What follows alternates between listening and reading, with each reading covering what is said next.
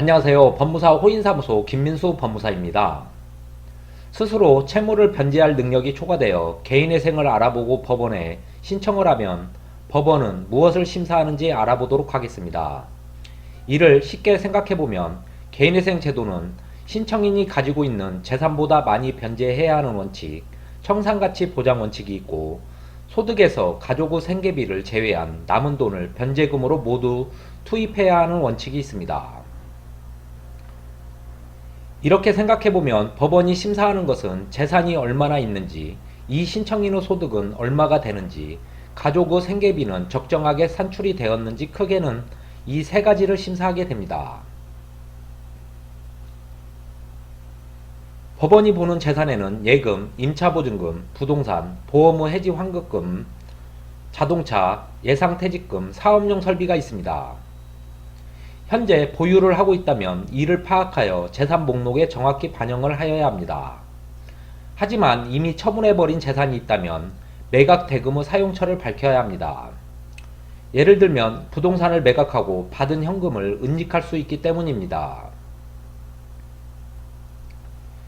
재산을 평가할 때 가장 문제가 되는 것이 채무사용처 소명입니다.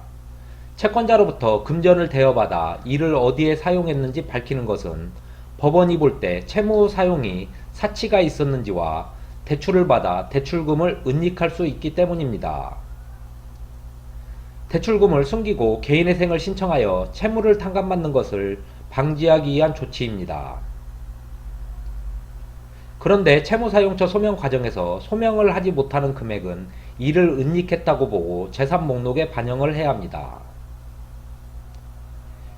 여기까지는 수긍이 갑니다. 그런데 주식 도박으로 사용하여 손실난 금액을 재산 목록에 반영하게 하여 변제금이 올라가거나 변제 기간이 늘어나게 하려는 것이 법원의 방침입니다.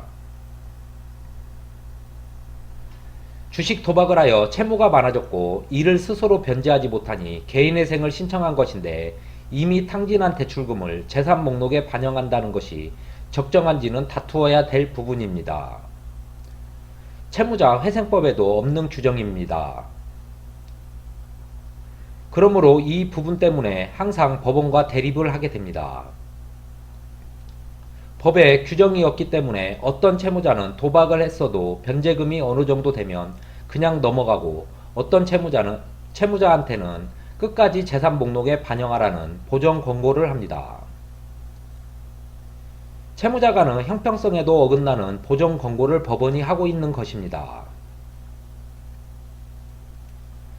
다음이 소득입니다. 개인회생 신청인은 변제금을 줄이기 위하여 소득을 최대한 줄이려 할 것이고 법원은 이 소득이 객관적인지 보정 권고를 통하여 소득을 산출하게 합니다. 신청인들이 변제금을 줄이기 위해 일부러 소득이 적은 직장으로 취업하는 경우를 많이 보게 됩니다. 적게 받는 소득이 불법은 아니어서 법원도 이를 어떻게 하지 못하고 있다가 착안한 것이 조건부 인가입니다. 이 채무자는 소득이 의심스러우니 매년 소득신고를 하게 하는 것입니다. 그 다음이 부양가족을 심사합니다. 부양가족이 한 명 늘어날 때마다 신청인의 개인회생 변제금이 대략 50만원 정도가 줄어드는 효과가 있습니다.